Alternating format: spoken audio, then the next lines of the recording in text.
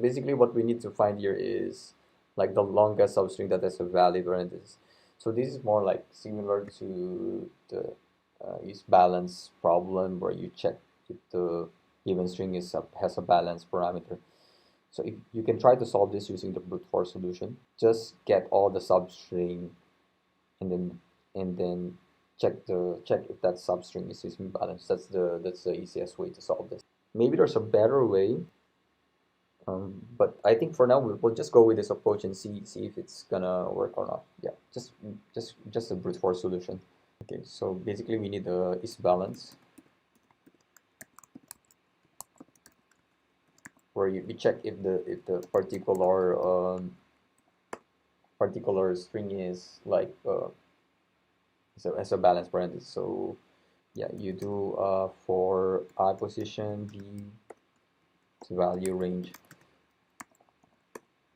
and then okay, in order for you to check if this particular string is valid, I think you need to have a stack.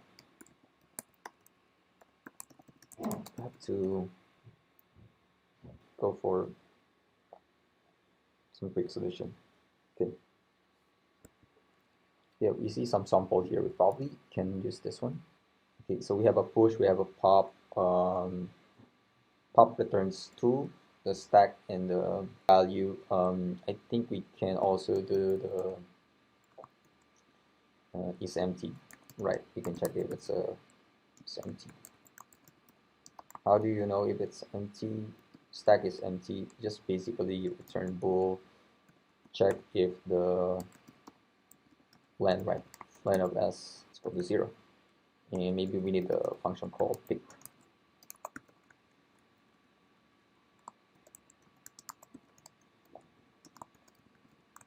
Where it returns the int. Just checking the value of the stack that we're trying to pick. So this is the same as this, but we're not trying to.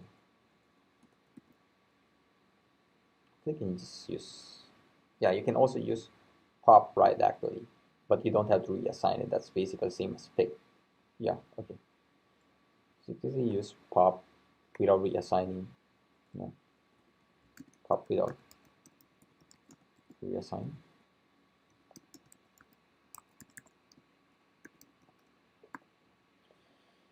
Okay, so it's balanced. So in typical way, if you saw open parenthesis, like if v is equal to open parenthesis, you just push it in the stack, right? So okay, we need to create a stack. So for a stack is type stack. Stack is it's equal to make create a stack which is stack here. Stack okay, with a size of 0. So we start. If it's an open parenthesis, we need to push it in the stack, right? Push.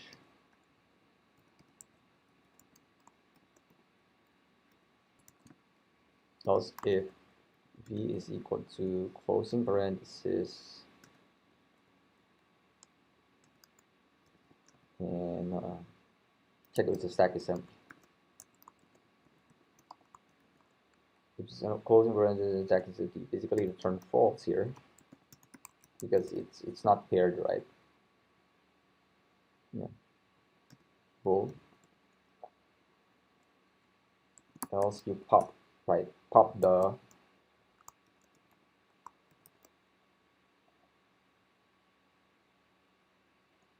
so by the way, you have to assign this.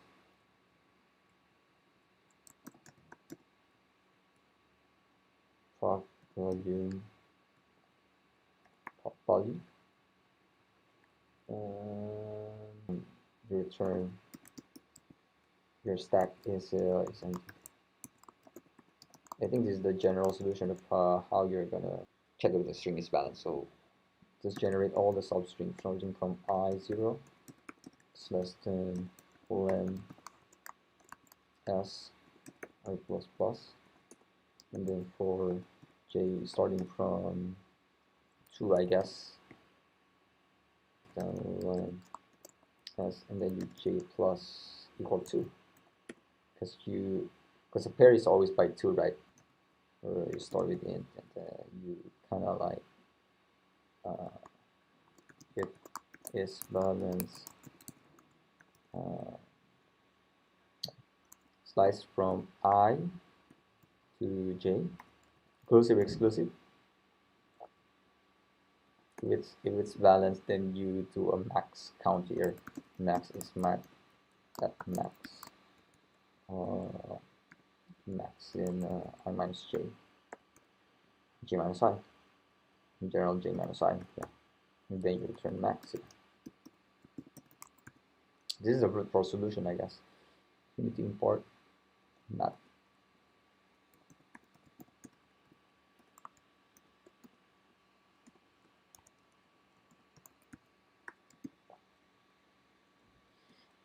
First in, first out is stack.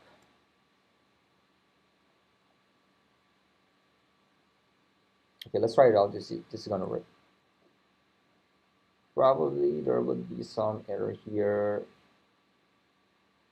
Just type rune 30.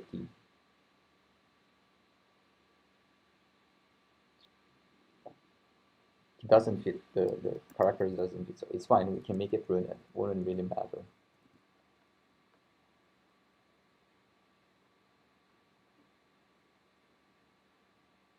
For this solution, I guess. We define P. Okay. I think you can do something like this. This is gonna work. So no choice, you have to assign it. Whenever you do a pop, you need to modify. So you have to create var P, it's an array of. Okay, so here's the problem with Golang. You need to always cast this because the parameter of max is float 64. And then we just cast the int back here, having an integer.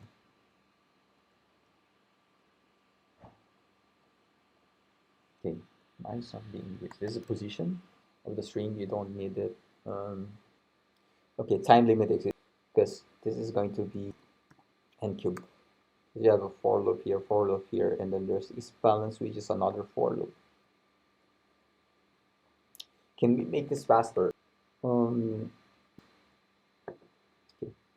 Let's try to do it. Since we have a is balance here,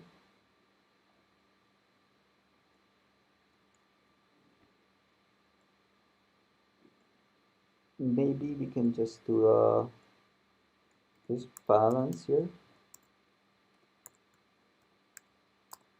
Forget about the string there, and then close this up. Okay, so every time we do a pop, we can create a count here. Now we have to return int. So call it max float 64. It's gonna be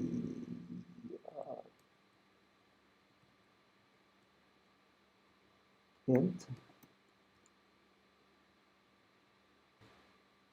right? J, and your start is I. So where you start is where every time you push, right? Every time you push, that's your start.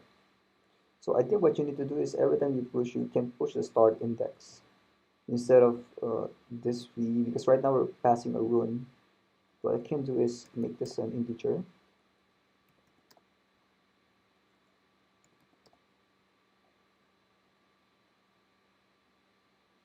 Yeah, make this an integer.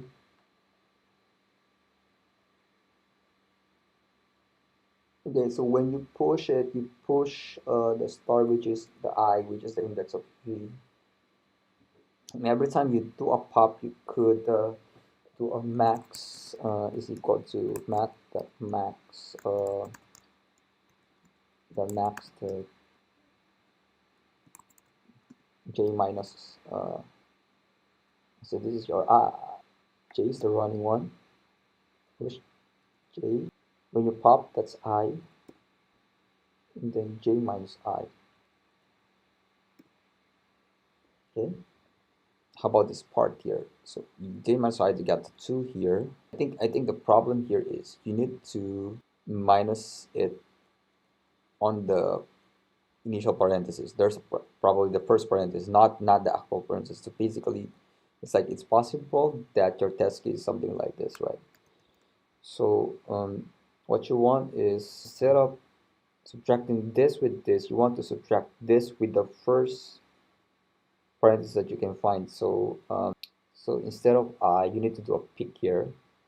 Okay, we can do a pop again. So because st dot pop is actually just put an underscore pick. Basically, this is a pick, right? Okay, we can just create a. Okay, it's better just create a pick. To make this. Pick is looking into the stack without removing it, so you just return this one, I guess. Can remove this. Okay, let's do a pick here. The pick, put it in the P, and then J minus the pick. Minus the pick. Okay, so for this case, I guess it's gonna be minusing until here, so you get a 4, I guess, here. Okay, by the way, this one needs to be a float, 64, so you need to pass it.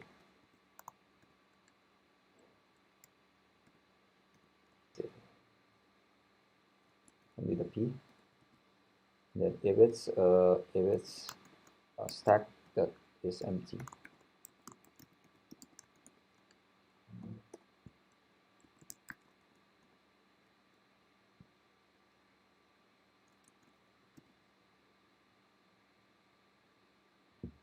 right? So what we need to do is create a temporary variable and assign it to -1, I guess, 10. Then if it's empty, what you can do is max minus temp, which is -1, right? Yeah, let's try this out. Okay, okay, you should not return now.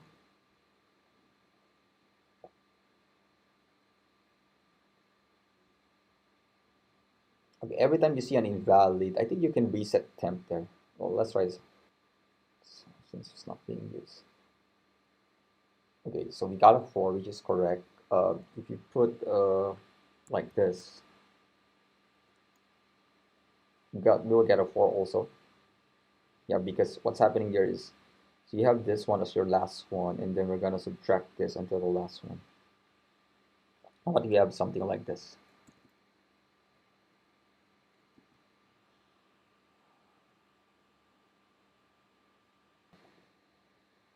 Why it's 5?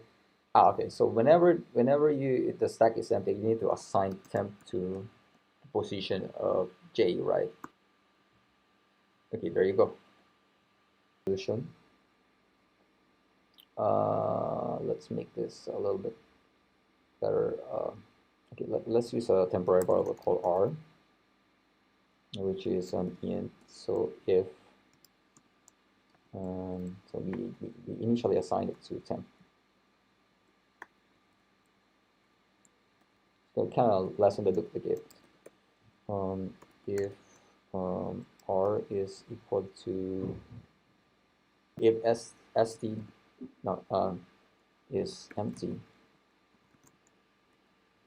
so we can do a is not empty, then you assign R to pick, right? st.pick.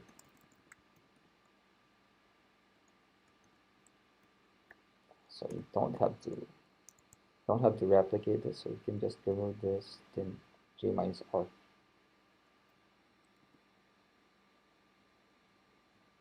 And practically you can use variable I, so I haven't used I yet. Okay, so I is